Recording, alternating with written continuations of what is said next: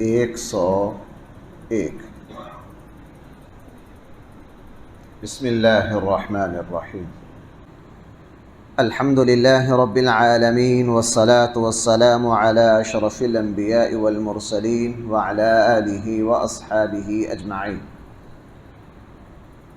اما بعد فاعوذ باللہ من الشیطان الرجیم بسم اللہ الرحمن الرحیم وَإِذَا بَدَّلْنَا آيَةً مَكَانَ آيَةٍ وَاللَّهُ أَعْلَمُ بِمَا يُنَزِّلُ قَالُوا إِنَّمَا أَنْتَ مُفْتَرٍ بَلْ أَكْثَرُهُمْ لَا يَعْلَمُونَ قُلْ نَزَّلَهُ رُوحُ الْقُدُسِ مِنْ رَبِّكَ بِالْحَقِّ لِيُثَبِّتَ الَّذِينَ آمَنُوا وَهُدًى وَبُشْرَى لِلْمُسْلِمِينَ صدق اللہ مولانا العظیم۔ قرآن کریم نے اس رکوع میں 3 باتیں میرے اور آپ کے سامنے رکھی۔ قرآن کریم نے اس رکوع میں بنیادی طور پر 3 باتیں میرے اور آپ کے سامنے بیان کی۔ پہلی 2 باتوں کا تعلق قرآن اور اسلام پر اعتراض تھے کافروں کے، اس کا جواب ہے، اور تیسری بات ایمان کے بارے میں فرمائی۔ رسول اکرم صلی اللہ علیہ وسلم کی زندگی میں ایسا بارہا ہوا کہ شروع میں قرآن کریم اور اللہ تعالیٰ کی طرف سے ایک حکم اترا، بعد میں اس حکم کو منسوخ کر دیا گیا۔ جب وہ حکم منسوخ ہوا تو کافروں نے اس پر بہت اعتراض کیا اور آج بھی کرتے ہیں۔ قرآن کریم کے خلاف آج تک مستشرقین نے جتنی کتابیں لکھی ہیں اس میں پورا ایک باب ہوتا ہے کہ قرآن کی جو احکام منسوخ ہو گئے اس پر وہ بحث کرتے ہیں۔ ان کا کہنا یہ ہے کہ جب یہ اللہ کا کلام ہے تو اللہ تعالیٰ کو اپنا کلام منسوخ کرنے کی کیا ضرورت ہے؟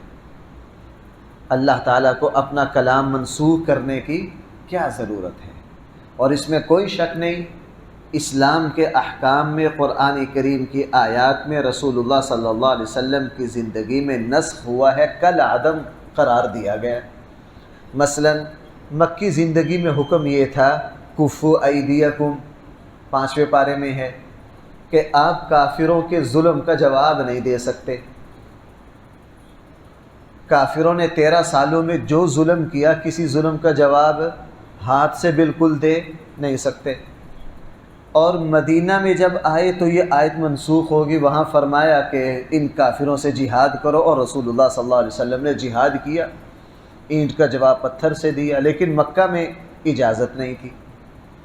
اب یہ جو مکہ میں حکم تھا کہ اپنے ہاتھوں کو روک کر رکھنا ہے، مدینہ میں آ کے بھائی آیت کیا ہو گئی؟ منسوخ ہو گئی۔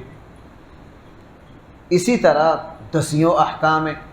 نماز میں شروع میں گفتگو کی بالکل اجازت تھی، باتیں کر لیتے تھے، ایک دوسرے سے پوچھ لیتے، بعد میں آنے والا پوچھ لیتا تھا کتنی رکعتیں ہوئی ہیں، بتا دیا جاتا تھا 3 ہوئی ہیں، لیکن بعد میں نماز میں گفتگو سے بھائی کیا کر دیا گیا؟ منع کر دیا گیا۔ آپ کو پتہ ہے شراب جو ہے وہ 4 مراحل میں جا کے قرآن کریم نے 4 مرحلوں میں جا کے ان کو حرام قرار دیا ہے۔ شروع اسلام میں 24 گھنٹے کا روزہ جائز تھا، بعد میں اس کو ختم کر دیا گیا۔ شروع اسلام میں جو پانی آگ پر گرم کر لیا جائے تو اس سے وضو کرنا جائز نہیں تھا، بعد میں اس کی اجازت دے دی گئی۔ ایسے 10 احکام ہیں کہ وہ شروع اسلام میں تھے اور بھائی بعد میں ان کو کیا کر دیا گیا؟ منسوخ کر دیا گیا۔ مکی زندگی میں مشرکہ عورت سے نکاح جائز تھا۔ صدیق اکبر رضی اللہ عنہ کی جو بیوی ہیں مکہ میں، ایک بیوی ان کی مشرکہ تھی، اور بہت سارے صحابہ کی بیویاں کافرہ تھیں، مشرکہ تھیں۔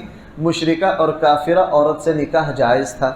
مدینہ میں جا کے سورہ ممتحنہ نازل ہوئی 28ویں پارے میں۔ اس صورت نے 2 ٹوک اعلان کر دیا کہ آئندہ سے کسی مشرکہ عورت کا کسی مسلمان مومن سے نکاح جائز نہیں ہے۔ تو یہ تشریع و احکام تھے. کافر ان پر یہ اعتراض کرتے تھے جناب اللہ تعالیٰ کو تو مستقبل کا علم ہے، اللہ تعالیٰ کو یہ بات زیبا نہیں ہے کہ وہ پہلے ایک حکم دے اور بعد میں اس کو کیا کرے، منسوخ کرے. یہاں قرآن نے اس اعتراض کو ہمارے سامنے رکھا ہے اور اس کا جواب دیا ہے، اور یہ اعتراض پہلے پارے میں بھی ہے. اصل میں یہ جو نسخ ہے نا، یہ حکمت پر مبنی تھا بہت. اس کو مثال سے سمجھا جا سکتا ہے. بعض باتیں جب تک مثال سامنے نہ آئے وہ سمجھ نہیں آتی. اس لیے قرآن کریم نے، ہمارے آقا صلی اللہ علیہ وسلم نے 10 باتیں مثال سے سمجھائیں تاکہ ان کی حقیقت کھل کر سامنے آ جائے.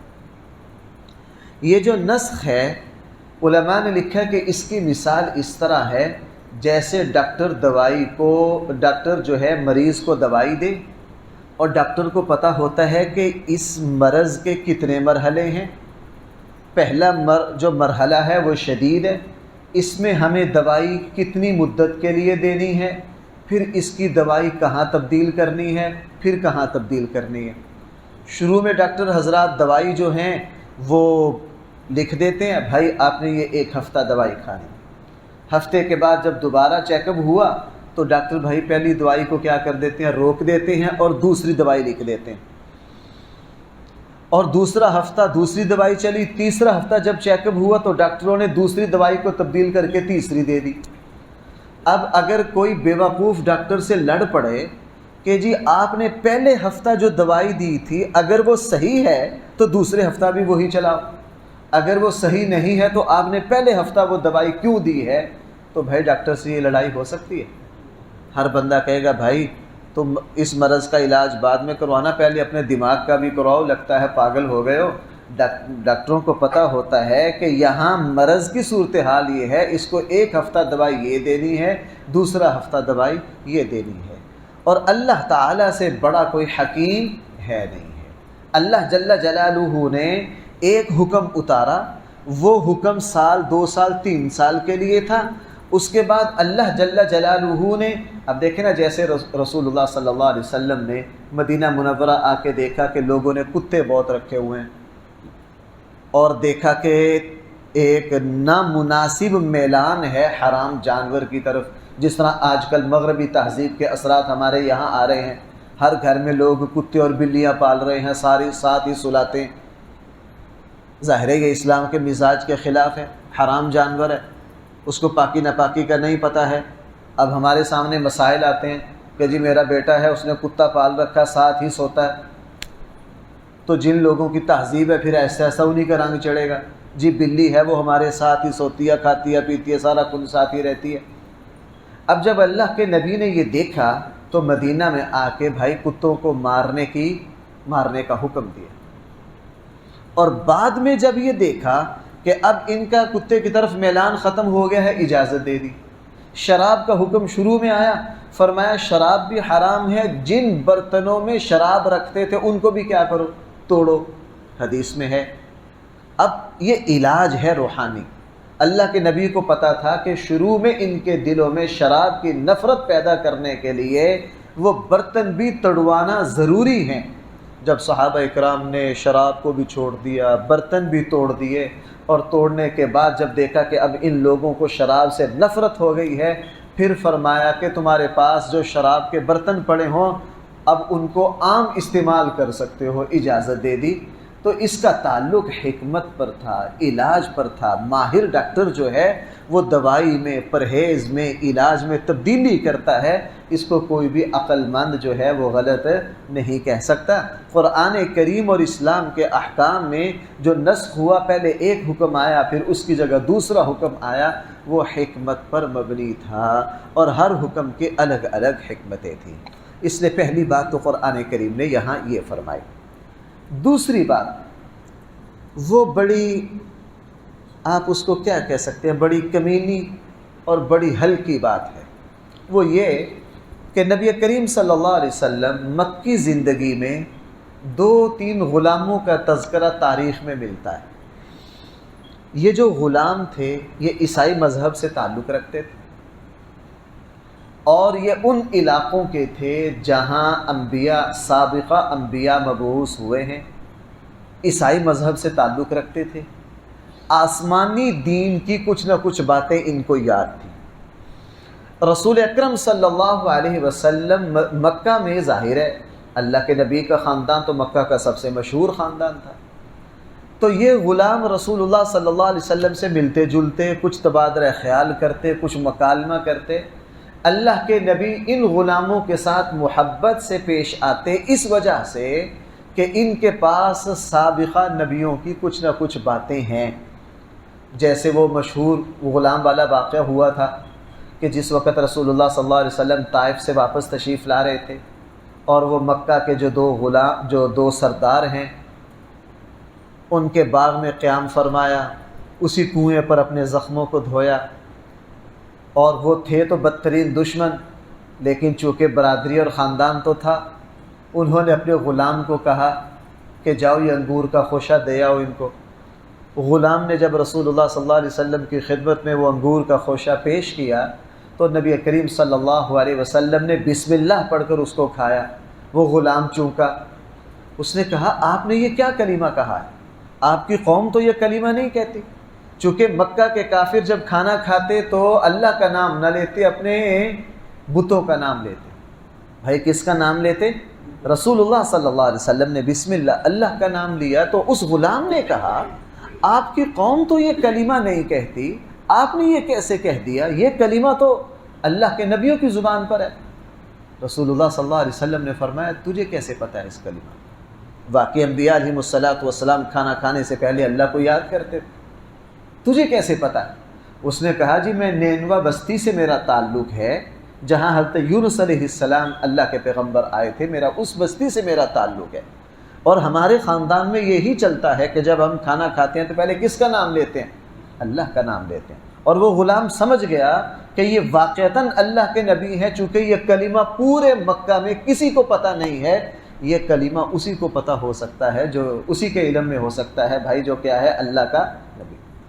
اب آپ کو پتہ ہے جو مخالف ہوتے ہیں وہ بات کا بتنگڑ بنا سکتے ہیں، بھائی اس کو سمجھنا، جو مخالف ہوتے ہیں بھائی وہ بات کا بتنگڑ بنا، جو شخص آپ کا مخالف ہے نا، آپ کی زبان سے اگر تو نکلا ہے نا تو انہوں نے کہنا ہو اس نے آپ کو گالی دی ہے، اس نے آپ کو کیا دی ہے؟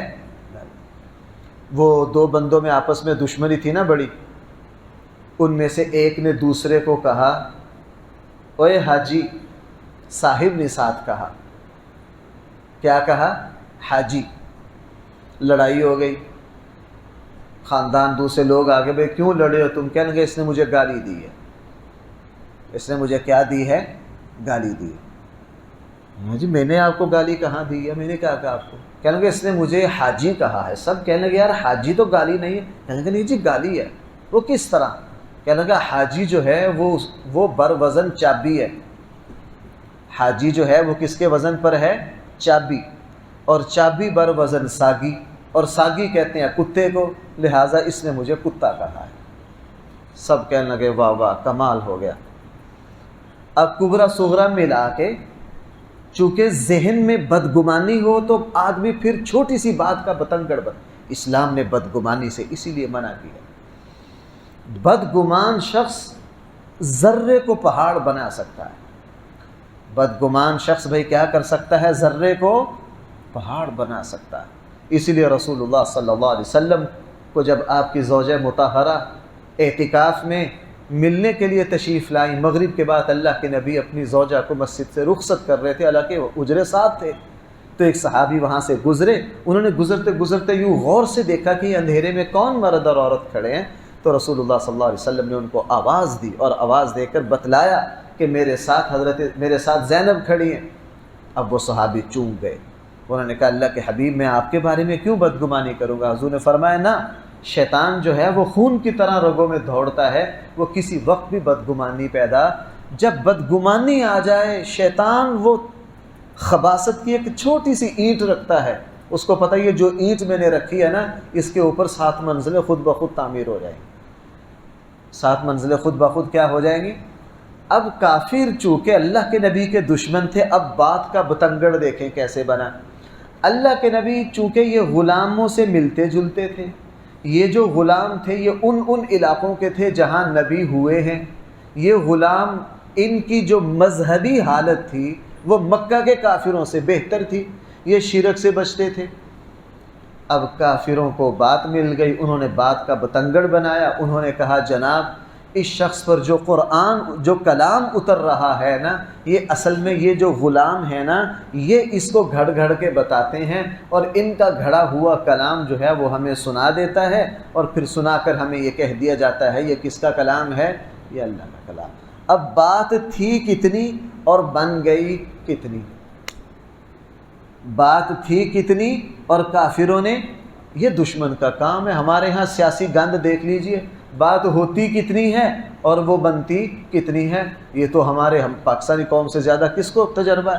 ہمارے ہاں دیکھ لیجئے، قرآن کریم نے جب وہ رسول اللہ صلی اللہ علیہ وسلم کے خلاف یہ پروپیگنڈا کیا گیا کہ اللہ کے نبی کو جو کلام آتا ہے یہ کس نے سکھایا ہے؟ غلاموں نے سکھایا۔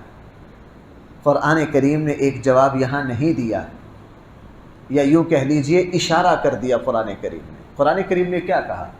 قرآن کریم نے کہا بے شرمو، تمہارا یہ اعتراض خود تمہارے اپنے منہ پر تماچا ہے۔ بھائی سننا ذرا میری بات، قرآن کریم نے کیا فرمایا؟ قرآن نے تو ایک لفظ بولا ہے، یہ میں تشریح اپنی طرف سے کر رہا ہوں سمجھانے کے لیے۔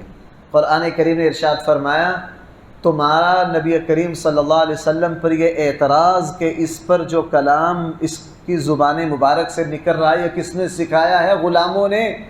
یہ خود تمہارا اپنے منہ پر تماچا ہے، اعتراف شکست ہے، تمہارے چہرے کی سیاہی ہے، وہ اس لیے کہ تم مکہ والے لوگ پوری دنیا میں اپنے آپ کو سب سے زیادہ فصیح و بلیغ سمجھتے ہو، اور سچ تھا مکہ والوں کی زبان اس وقت دنیا میں سب سے اعلیٰ زبان تھی عربی۔ اور جن غلاموں کے بارے میں تم کہہ رہے ہو یہ اجمی ہیں، یہ کیا ہیں؟ اجمی ہیں۔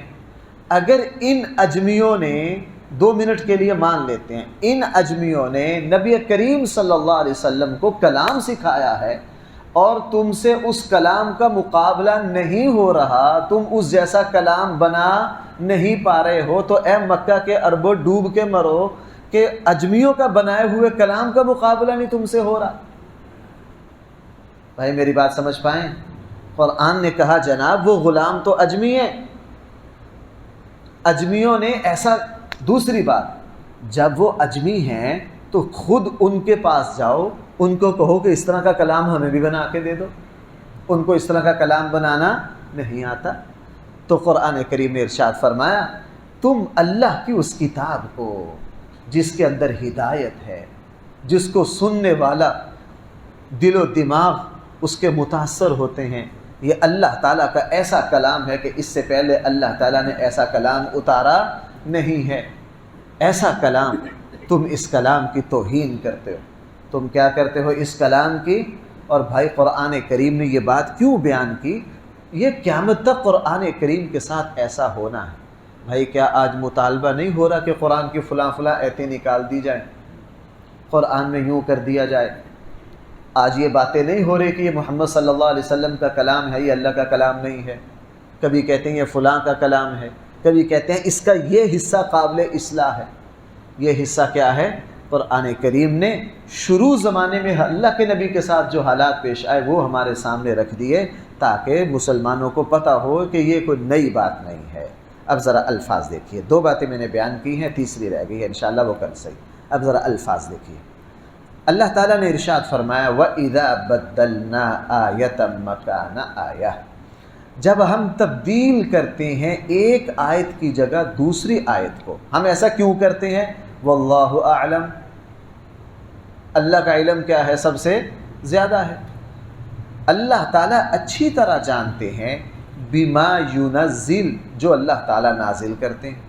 قالوا، کافر یہ اعتراض کرتے ہیں انما انت مفتر، کہ یہ تو آپ نے خود گھڑ لیا ہے۔ رسول اللہ صلی اللہ علیہ وسلم کے بارے میں کیا کہتے ہیں؟ یہ آپ نے، بل اکثرهم لا يعلمون، بلکہ اکثر کافر علم رکھتے ہی نہیں۔ قل، آپ ان کو جواب دے دیجئے نزلہ روح القدس من ربک بالحق، نازل کیا ہے قرآن کریم کو روح القدس نے یعنی جبرائیل نے، من ربک آپ کے رب کے حکم سے، بالحق پوری سچائی کے ساتھ۔ کیوں نازل کیا ہے قرآن کا؟ بھائی ذرا میری طرف متوجہ ہونا، جہاں بھی قرآن کے نازل ہونے کی غرض خود قرآن بیان کرتا ہے، میں آپ حضرات کو اور اپنے آپ کو متوجہ کرتا ہوں کہ قرآن کے آنے کا مقصد کیا ہے۔ بھائی میری بات سمجھتے ہیں آپ؟